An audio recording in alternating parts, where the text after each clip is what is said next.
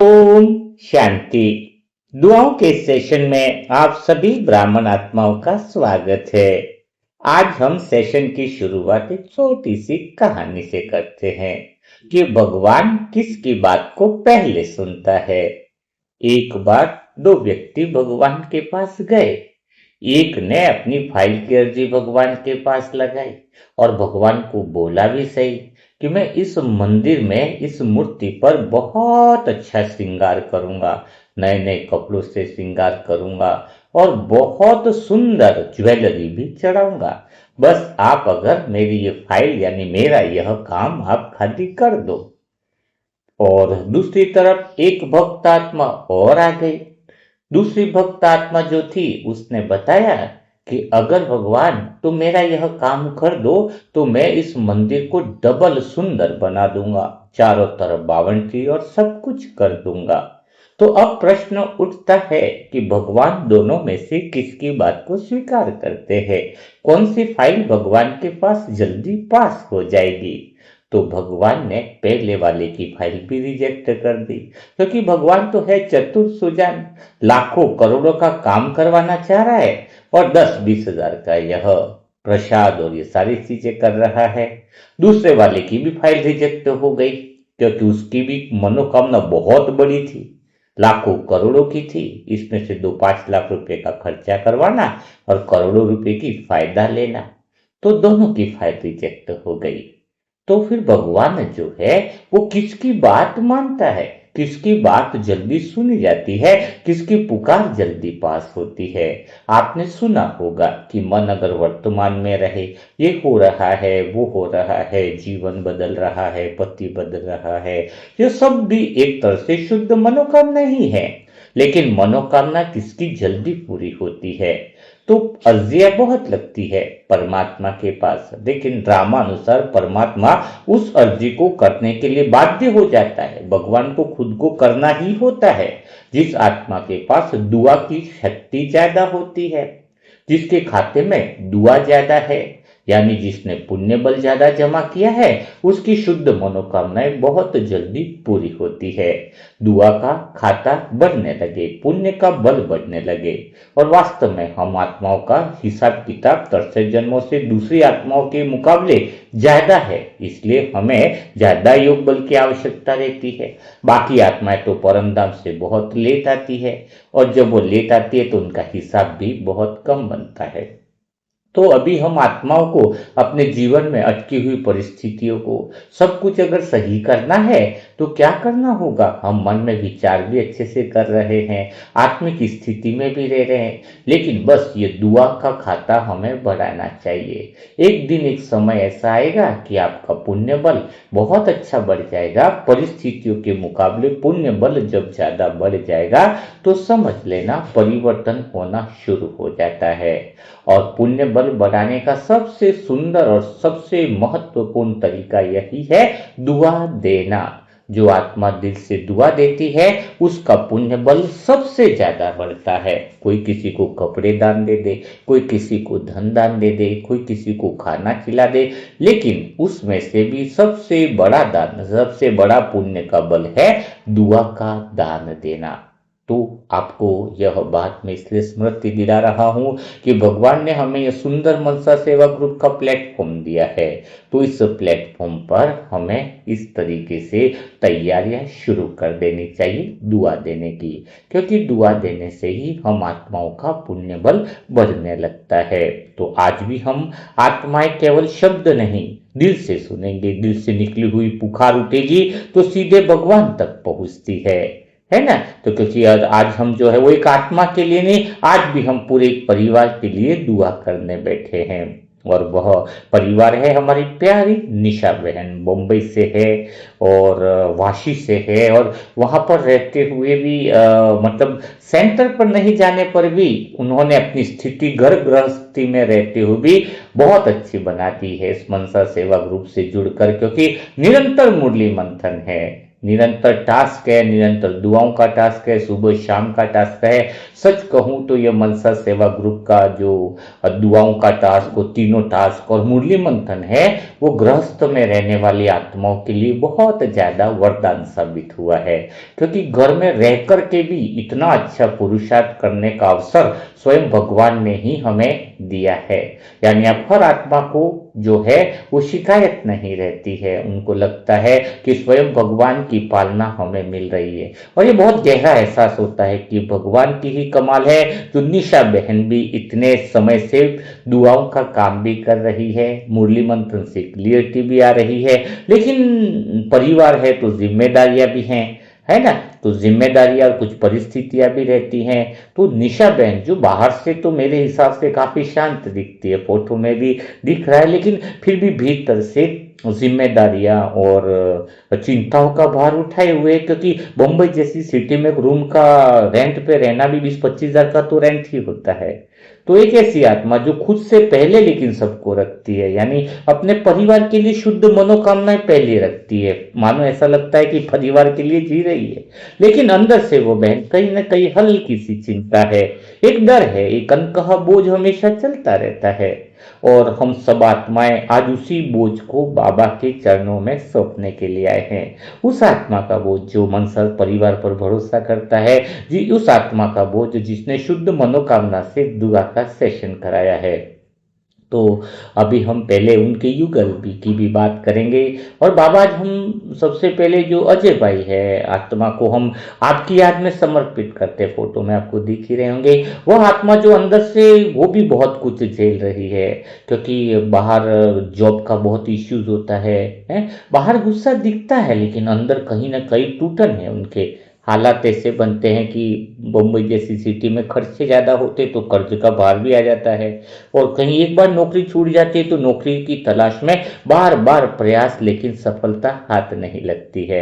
तो मन थक जाता है, शरीर भी थक जाता है, दवाइयों का भी सहारा लेना पड़ सकता है। तो बाबा से हम दिल से कैसी आत्माओं के लिए दुआ नहीं कर सकते? तो बाबा आज उस आत्मा को आपकी शांति का स्पर्श करा दो। हम सब आत्माओं का हृदय से, अंतर मन से ये शुद्ध दुआ है कि उस आत्मा को आज के बाद गहरी शांति होनी चाहिए। उनके मन का तूफान अब जो है वो शांत हो जाना चाहिए। एक्चुअल में जो गुस्सा बाहर आता है वह आपकी शक्ति में बदल जाए, यह हम सब से, हम सब आत्माओं की दिल से दुआ। जो खराब संस्कारों की कुछ लत होगी वह भी आपकी याद में छूट जाए। उनके भीतर ऐसा लगता है कुछ डर सा बैठ गया है, वह डर विश्वास में बदल जाए। जो रास्ता बंद दिख रहा है वह रास्ता खुद द्वार आप खोल दो मेरे बाबा, प्यारे बाबा। हम मनसा सेवा ग्रुप के हृदय से ये सारी दुआएं जो है वो अजय भाई के लिए निकल रही है। और सच में बाबा वह आत्मा वास्तव में अगर दुआओं की शक्ति मिली और आपकी दिशा मिली तो वो आत्मा बहुत कुछ कर दिखा सकती है। और अगर हम बात करें तो निशा बहन के को भी हम यही कहना चाहेंगे कि बाबा यह आत्मा आज से अकेली फील कभी न करे, क्योंकि अब आपके साथ उसका प्रेम सदा बना रहे, और हम सब आत्माओं की दुआओं की शक्ति हमेशा उस मन को पावरफुल करे, सुरक्षा कवच दे।